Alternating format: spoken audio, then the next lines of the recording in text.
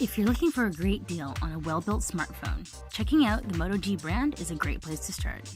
The Moto G and G4 Plus are very similar in spec, but not in price. Find out what sacrifice you'll be making and which one's the better deal.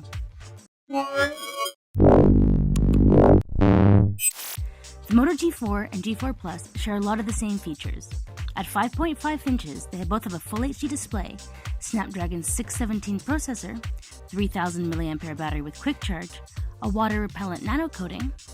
But when you take the back cover off, they both have a dual SIM with separate microSD card slot, as well as LTE support and identical weights at 155 grams. Since the Plus is the premium of the two, there are a few optional upgrades like 3GB of RAM and 32GB of storage.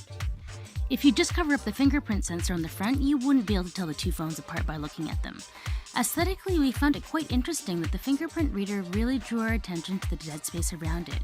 You can't use it as a home button, which gets pretty annoying, and it screams for physical navigation buttons to surround it.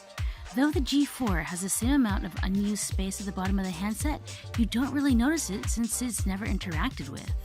Since the G4 comes in at a lower price point, it only has a 13 megapixel shooter versus the 16 megapixel shooter with all the bells and whistles in the G4 Plus.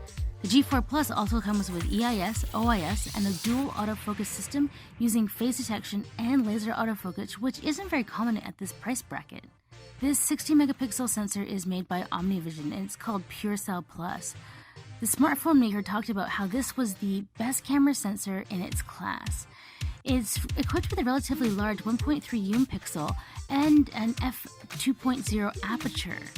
Both of these should help the sensor collect more light to take a more bright and vibrant shot.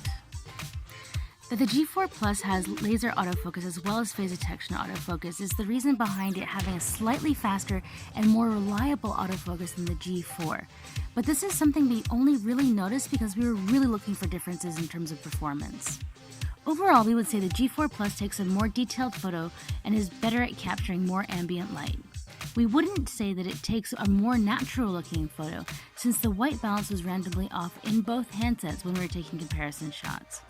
Though the camera on the G4 Plus is technically better, it doesn't mean we weren't still satisfied with the performance on the G4. You only really notice a difference when you zoom in. That's when you can see how much detail the photo is actually lacking.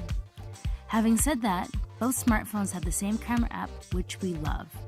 It's got a clean UI and the HDR auto works great. It doesn't just kick in when there's extreme backlight, it actually did so very intelligently.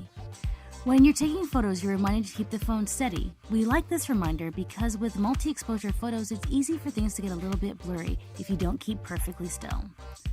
Moto's camera app has a professional mode. Shutter speed is adjustable from 1/5 second to 1/3200th, so this means that you won't be able to take long exposure shots or time lapses of the night sky. ISO is also only adjustable from 100 to 3200. We prefer to see an ISO of 50 when you're trying to remove the graininess out of nighttime photography. When it comes to the front-facing camera, we had the same 5 megapixel shooter that didn't deal with low light very well. But in good lighting, the selfies were natural with the wide field of view, so you did get a lot of background in the shot. There's a lot to love about the G4 family.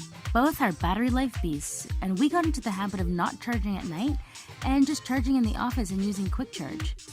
Using the phone, I would say spend 2.5 hours on social, 2 hours streaming music, maps, and say 20 minutes of photo taking. That would leave me with about 45%.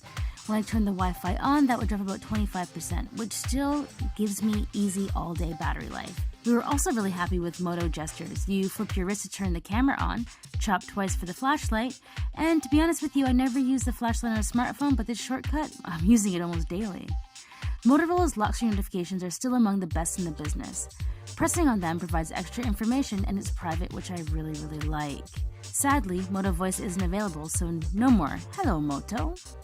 Other things we weren't happy with was the audio. When you look to share music or video, I'd say things sound a little bit distorted when you turn it right up. The G4 family is also missing an IR blaster, so no controlling your TV or AC, and no NFC, so say goodbye to Android Pay. So, which phone is right for you? Having a fingerprint sensor is nice for unlocking your phone quickly. And if you really like sharing photos, that extra amount of detail will allow you to do a lot more when you're editing your shots after the fact. But if price is a major concern, you won't be hard done by choosing the more budget-friendly of the two.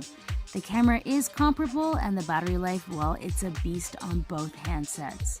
Any decision that you make, you're going to have a daily driver that won't disappoint. If you have any specific questions between the G4 and the G4 Plus, let us know in the comments and we'll do our best to answer you. If you haven't subscribed to our channel, why don't you hit that red button? And if you haven't liked our video, there's a thumbs up sign right there for you. I'm your host, Nicole Scott for Mobile Geeks. What?